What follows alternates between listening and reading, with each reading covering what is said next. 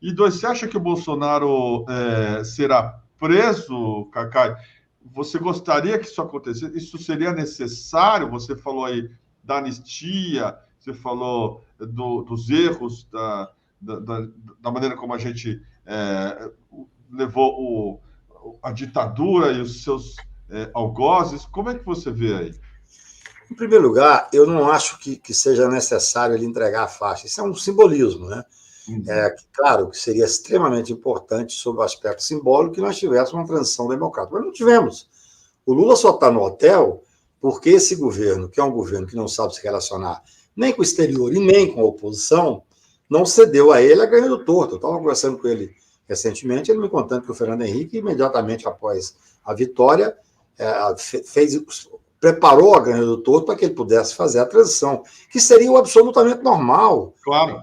Não tem sentido, você veja, o Lula foi numa viagem importantíssima ao Egito e teve que o empresário que estava indo dar uma carona a ele, porque a logística de segurança, hoje em dia, é muito grave com esses fascistas na rua. As pessoas não entendem isso. Falam, não tinha dinheiro para fretar um avião, não tinha como ir de avião de carreira. Então, faz uma coisa que não é o ideal, mas era o mais seguro à época. Então, se tivesse, o que seria o ideal? O ideal seria que o governo tivesse cedido um avião para ele ir. Presidente eleito e presta a ser diplomado. Agora ele é um presidente eleito e diplomado. Não tem nenhum sentido o Lula ter que ficar no hotel. É algo inacreditável. Ele até brincou, falou assim, minha casa é uma casa grande, eu acho que eu vou passar aqui para a casa do Cacai para esperar, para mais seguro. Porque naquela noite, segundo o Rui Costa falou, que é o chefe da Casa Civil, foram pessoas para a porta do hotel para provocar, entendeu? Então, é muito ruim que nós temos que enfrentar um ex-governo, ainda governo atual, que não tem nenhuma noção de responsabilidade, de institucionalidade, de respeito. Esse é o primeiro ponto. O segundo ponto, sobre a questão da prisão do Bolsonaro, eu sei de pessoas que convivem com ele que ele está extremamente, muito instável com isso, ele está preocupado com ele, com a família e tal. Eu digo o seguinte, eu não quero que ninguém seja preso, eu não vou defender a prisão de ninguém, até porque eu acho que a prisão é a última ratio, realmente. Ou seja, você usar a prisão tem que ser no momento em que tem uma necessidade absoluta.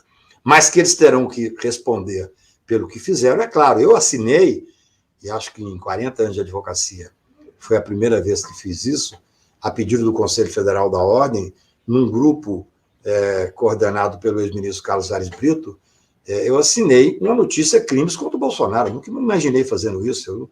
Eu não tenho cacuete de acusador. Mas aí era na época da pandemia, os especialistas responsabilizavam por pelo menos um terço das 700 mil mortes, e nós achamos, e à época achávamos, mas hoje eu tenho certeza que fiz o correto, que era necessário pedir uma investigação. Infelizmente, o Aras não fez nada. Então, veja bem, que tem que haver uma investigação e uma responsabilização criminal por diversos crimes que foram cometidos, eu não tenho nenhuma dúvida. Eu estava conversando com o ministro Lewandowski, a quem eu também rendo as minhas homenagens, dizendo para ele que eu tenho convicção, disse isso ao Lula, inclusive. Durante a pandemia, o nosso ministro da Saúde, quem fez algumas determinações importantes da saúde, foi o ministro do Supremo Tribunal Lewandowski. Olha que país. O ministro da Saúde, à época, que era um general, não sabia o que era o SUS. É um escândalo. Então, essas pessoas terão que ser responsabilizadas. Por quê? Dentre outros motivos. Primeiro que, na verdade, as pessoas pensam que o que inibe o crime, o que diminui a criminalidade, são penas altas ou aumentar o número de tipificações de crime. Isso não. Quem faz direito criminal sabe disso há 200 anos. O que dá possibilidade de ter uma paz social é a certeza da aplicação da lei. É o cidadão saber que o Estado vai agir. Não é, vamos aumentar a pena, vamos diminuir a maioridade penal, nada disso funciona. Tudo isso é para quem é leigo e é punitivista. Mas eu não tenho nenhuma dúvida de que também não funciona você ter um Estado absolutamente leniente que não assume as responsabilidades. Ora, quem fez o que fez no Brasil? E aí eu costumo dizer que, por exemplo, em matéria de crime de responsabilidade, que agora já não vinga mais, vai acabar o mandato e não tem como mais falar impeachment, o Bolsonaro era um serial killer. Ele cometia diariamente, qualquer estudante de direito sabe disso. Então, é importante que a gente dentro... É muito interessante, porque eu escrevi um artigo contra a Lava Jato, Pedro, em setembro de 2015, contra o Moro e os procuradores. Antes de ser modinha, né, Cacai? É inacreditável, antes de ser moda, exatamente. O meu artigo chamava-se Que País Queremos, na Folha de São Paulo. E eu falava o seguinte: eu quero o enfrentamento da corrupção tanto quanto aqueles caras que diziam que queriam, mas, na verdade, passando por cima da legislação. Só que eu quero dentro dos limites constitucionais. Esse artigo pode ser transportado agora e ser, com algumas mudanças, colocado na Folha de São Paulo de segunda-feira. Por quê? Profético. Não, porque assim, eu quero que esses caras respondam, só que não da forma que eles queriam responsabilizar. Dando direito ao devido processo legal, dando direito à ampla defesa. Mas como é que o país não vai investigar essa quantidade de crime? E outra coisa, Kiko, que eu tenho uma preocupação enorme. O bolsonarismo virou uma seita. Não é possível que essas pessoas que estão com o telefone para entrar em contato com o extraterrestre. É uma coisa assim. Eu tenho vergonha. Sabe aquele negócio de vergonha alheia quando você vai num teatro e o ator é muito ruim, que você fica. Nunca viu ator na vida, você fica sem graça. É uma vergonha alheia. Uhum. Só que esses caras, para você se sentir ridículo, você tem que ter noção do ridículo. Eles não têm noção do ridículo. É uma seita. E essa seita, ela tem que ser enfrentada dentro dos limites da constitucionalidade, do devido processo legal, mas tem que ser enfrentado. Se nós não fizermos esse enfrentamento agora e responsabilizarmos, daqui a 4 anos nós temos Bolsonaro presidente da República. Uhum. Essa é a preocupação. Mas você está querendo usar o direito penal como forma de impedir que volte um grupo? Absolutamente, não é nada disso. O que nós queremos é voltar à institucionalidade do país. Eu quero poder, Kiko, escrever, podia até escrever um artigo mais leve, eu quero poder escrever sem ter a necessidade de fazer o enfrentamento do fascismo. Eu quero poder sair à rua de verde e amarelo, eu fui um dos primeiros que preguei isso, você se lembra? Quando começou a ter manifestação de rua, eu passei num caminhão, me chamaram para falar, eu falei da necessidade de vestir verde, eu estava com a camisa da seleção. Eu no começo achei que ia ser vaiado, porque naquela época, então, ninguém vestia. Agora eu estou no meio da Copa do Mundo, eu vi os jogos da seleção brasileira com a camisa da seleção brasileira vermelha. É uma coisa... Tem que ir na contracorrente, né, Cacai? Pô.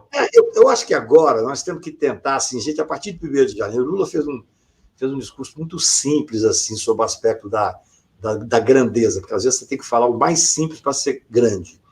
Ele fez um discurso aqui em casa que ele falou assim: olha, nós temos que voltar a conviver com a família, voltar a conviver com aquele tio que você brigou, porque não é necessário ficar conversando sobre fascismo o tempo inteiro. Então, vai chegar o final do ano agora, eu tenho vários amigos da minha querida Patos de Minas que eu eliminei do meu WhatsApp. Mesmo porque a gente ganhou, né, Cacai? Agora é o momento de conversar. Exatamente. Eu não queria falar isso para não tripudiar, mas já que você falou... Ganhou, pô. Perdeu, Mané, né? Perdeu, Mané. Perdeu, Mané. Pega o peru aí e para de reclamar. Responde assim. Mas poder discutir sem que isso vire uma questão de vida ou morte, sem que seja ali uma coisa inconciliável, né? Voltar a ser o que era antes. Quer dizer, eu sempre fui uma pessoa com formação de esquerda, sempre lutei por causas que muitas vezes meus grupos não concordavam, mas as pessoas respeitavam, né? Quer dizer, eu, na época da Lava Jato mesmo, eu fazia 2, 3 palestras e debates Brasil afora, a grande maioria era lavajatista, mas as pessoas me respeitavam, a gente saía dali, sentava num bar, passava uma pessoa que não era do direito, falava comigo assim: Cacai, estou pensando no que você falou. Eu recebi ontem, eu não vou dizer o nome, que seria indelicado, mas de um grande intelectual brasileiro, uma mensagem dizendo assim: Cacai, a única vez que tivemos presencialmente foi numa reunião que foi feita no Rio de Janeiro, e eu discordei de quase tudo que você falou. Eu estou aqui para dizer que você estava todo certo em tudo que você falou. Olha, que legal. Super legal. Um cara, depois, no particular, eu vou dizer quem é o cara para vocês. Achei muito interessante. Então, eu acho que é hora de nós termos um encontro conosco mesmo. O Brasil precisa se encontrar, se reencontrar. Não é possível mais que a gente viva com tanta agressividade. Não é possível. Outro dia, eu estava saindo com um amigo meu e queria colocar no carro uma bandeira, era o começo da Copa do Mundo. E meu amigo falou: Cacá, não faz isso não, porque vão agredir você. Eu dou uma sorte, eu nunca fui admoestado, por incrível que pareça. Mas eu vejo os meus amigos serem, o que fizeram com o Barroso na rua em Nova York, o que fizeram com o ministro Alexandre e tantos outros, o ministro Lewandowski. Então, assim, o Brasil agora que nós ganhamos e que eu tenho certeza que o Lula tem esse espírito não é nem de pacificação, claro, ele fala no mesmo tom que nós falamos, ele fala tem que haver responsabilização. Quer dizer, você veja bem, não é você vir com um papo de anistia, vir com um papo de que não tem que fazer as investigações. Por exemplo, me consultaram algumas pessoas do governo. Cacai, já que o Ibanez não fez nada, já que o governo federal não vai fazer nada, vai ter tempo de fazer alguma coisa? Claro que tem, porque você não precisa prender em flagrante, você pode fazer investigação, identificar, e aí sim você faz a responsabilização. Sabe o que é grave? Eu avisei a eles, os responsáveis. Você tem, no entanto, que preservar a prova. Por exemplo, hoje em dia, naquela região ali que foi feita toda essa depredação, deve ter 500 câmeras que têm que ser recuperadas. Porque se você for fazer isso apenas em janeiro, a maioria delas já não tem mais guardado a possibilidade de identificação. Mas eu repito, ainda que isso não seja o principal, nesse momento, o principal é apaziguar o país, é descobrir essa transição teve um papel fundamental, ver o que é importante na saúde, o que é importante na segurança, na economia, mas também é importante para o país ser pacificado, que essas pessoas sejam responsabilizadas.